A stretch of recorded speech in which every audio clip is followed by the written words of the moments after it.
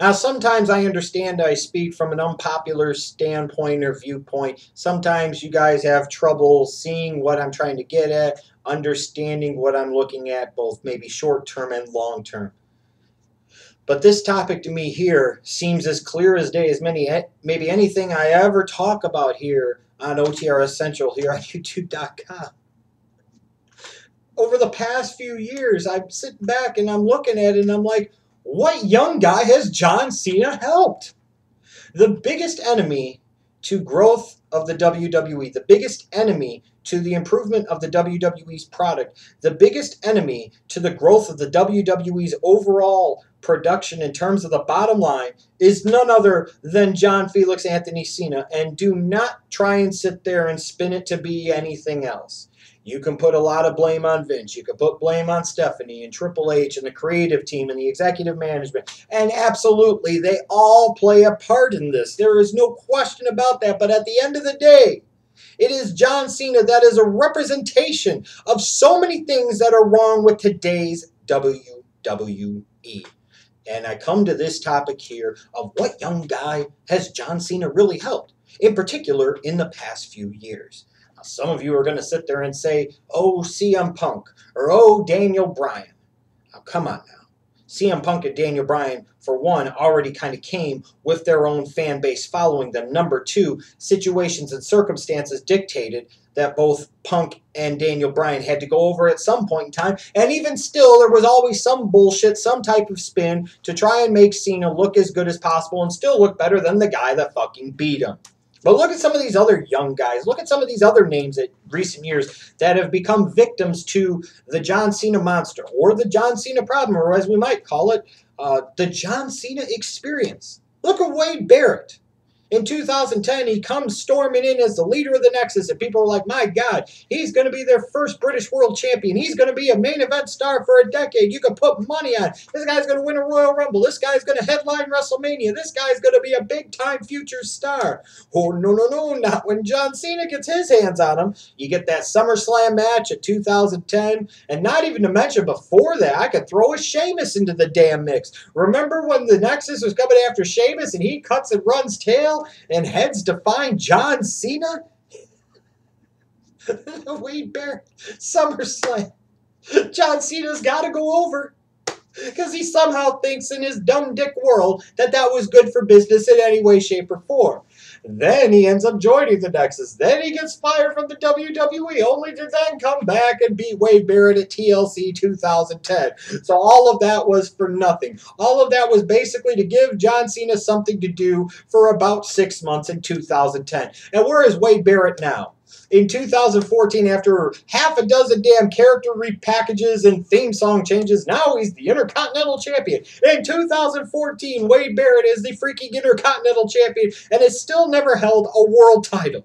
Just think about that. In part, he fell victim to the John Cena experience. Look at The Miz. I mean, you're talking about The Miz. He was a guy, WWE Champion, heading into WrestleMania 27. He beats John Cena at WrestleMania 27, but Miz becomes nothing more than a plot device to advance the story between John Cena and The Rock. They throw that WrestleMania 27 show in the main event under the bus in order to build towards WrestleMania 28 and eventually down the road WrestleMania 29. Once you get done with the freaking WrestleMania business, there's John Cena beating The Miz, and then John Cena beating The Miz in a 2-on-1 I Quit match at Over the Limit. Oh my fucking God. And look where The Miz is now in 2014, another victim of the John Cena experience. It's not just reserved for foes. How about friends? Look at Zack Ryder. Everybody's all getting behind Zack Ryder in 2012, and it's like 2011, 2012, and it's like Zack Ryder's getting over. My God, he's doing something cool. We like this guy. Yay, he's going to be aligned with Cena. And Cena sucked all the fucking life out of him. Where's Zack Ryder now in 2014? I rest my case. All the matches that Dolph Ziggler ever had with a John Cena, what did that ever do to really, truly help him? Where is Dolph Ziggler at in 2014? Interesting question, huh? Look at what happened. WrestleMania 29. John Cena beats The Rock, becomes WWE Champion. They got to find an opponent for him. So instead of taking an already established heel, let's take a guy who's actually getting over as a babyface. The crowd's getting behind him. He's a new, fresh face. Let's take Ryback and turn him heel and then squash him out like a jobber bitch to John Cena. And where's Ryback now in 2014? Damian Sandow, Money in the Bank winner in 2013. What is he going to do? He's going to job out to a one-arm John Cena. And then he's going to lose again to a John Cena. Oh, but the match isn't really good. Where's Damian Sandow now in 2014? Think about that for a second. Which makes me even more fearful about what's going to happen with Bray Wyatt feuding with John Cena. You know, it should be all about Bray Wyatt at this point and trying to make this guy a big, kind of entertaining, captivating top star. This guy has big money written all over him. But it feels like more and more as this feud has gone along between John Cena and Bray Wyatt, it's all about just giving John Cena something to do, basically. At WrestleMania 30, no business in the world for John Cena to win that match. So, of course, he did. Why? Because the WWE's stupid. The WWE has forgotten how to tell a really interesting, captivating story. You get some of this other crap along the way that, again, they try to remind you all the while that John Cena is so far superior to anybody else that even 3 of your people can't beat 1 of his. It's ridiculous. You get 2 Extreme Rules, that's exactly what happened. John Cena, in effect, really won the 3-on-1 cage match. I was fully expecting him to put Bray Wyatt down and then Luke Harper and then Eric Rowan and then freaking pin all 3 of them, 1, 2, 3, then climb out of the cage and become the universal god of professional wrestling sports entertainment. He basically pretty much wins a 3-on-1 handicap steel cage match.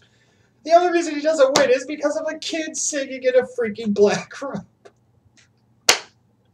So now, at Payback, here's a last man standing match between John Cena and Bray Wyatt. And everything they do along the way, again, even if you sit there and say, well, they ain't trying to make Bray Wyatt do shit. All they're doing is having Bray Wyatt there to be John Cena's jobber bitch. And that's exactly the way this whole thing is freaking being presented. It's like everything is done to protect the John Cena brand, the John Cena name, and the John Cena image. And don't sit there and give me this hot garbage about, well, that's what you got to do. He makes money for the merchandise. He's good with the charities. He's good with the kids.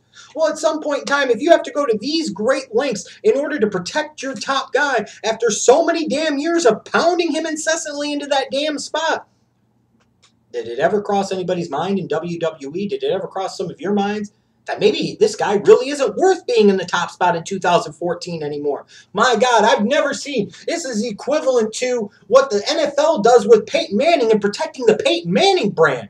But at least you could argue that Peyton Manning draws more money, and Peyton Manning is far greater in his field than John Cena would ever hope to be in his damn field. But the similarities are there. There's always that pro-Peyton media spin, that attempt to put all the positive stuff on him and spin all the negative away from him. Just like who? John Felix Anthony Cena. And for all the people that sit there and say, this is just on Vince, this is just on creative, and Triple H, and Stephanie, you know what? At some point in time, we have to give some blame to the appropriate people, and that includes all of them, and that would include John Cena. You mean to tell me in a WWE that once let Hulk Hogan run roughshod, let the Click run roughshod, Bret Hart run roughshod, Stone Cold Steve Austin and Triple H, and all these different people run roughshod, you're going to tell me that John Cena doesn't have full and complete final creative control over what his character does?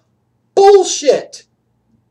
Bullshit! This is the same logic you tried to give me for the ridiculous decision of ending The Undertaker's streak at WrestleMania 30. You told me to accept it in part because Taker had final creative control on it. Obviously, he signed off on it, whether it was his decision or not.